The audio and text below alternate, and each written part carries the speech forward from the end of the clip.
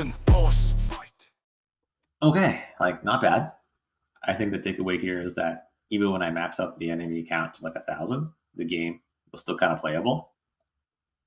And like, I guess the reason I even started all this performance stuff was because I got an old laptop, and while I was setting it up, I was wondering if this thing could play WoW, and that led me to think like, how my game would perform on older devices.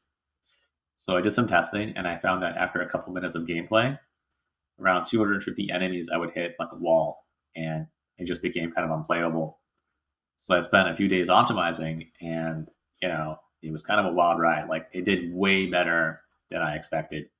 Anyway, let me show you the before and after, and you can kind of see the improvements I made.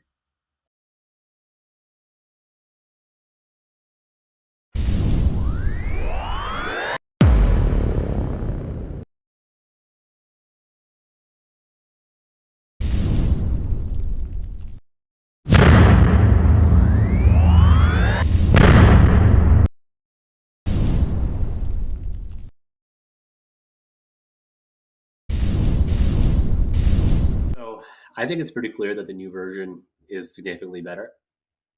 To be honest, I was kind of dreading going back to pay all my old technical debt, but like the whole experience wasn't too bad. Honestly, I was just able to use AI and it helped me find all the needles in the haystack. I was like, go through these files, and I think somewhere in this general area, I think I overcalculated some things, or I had some bottleneck complexities, and I asked it to make like a list and to include the class name and the function name and rank them. And I was able to go one by one and just knock each one out, test it, and yeah, every single time it kind of improved performance little by little. And then there was also like brainstorming and stuff like that.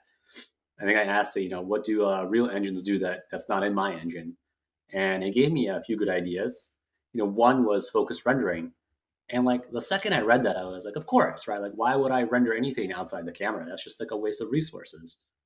Which then led to the idea of, limiting animations in the same area. Because like, do I really need to stack 100 fire animations, or, I just need one? Anyway, this was a much cooler experience than I thought it was going to be.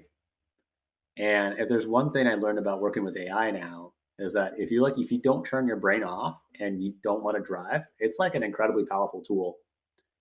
And usually when the outputs are incorrect, it's not because like the model was wrong or bad. It's because it was like a misalignment with what I'm trying to get out of it. And that and achieving that alignment can only really happen if you're working with it.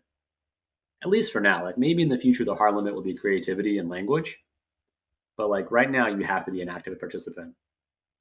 So, comment below on which roadmap you would like to see done, and you can influence what I build next. If not, then I'll just do whatever sparks joy at the moment. And as always, thank you for watching, and please like and subscribe. Bye.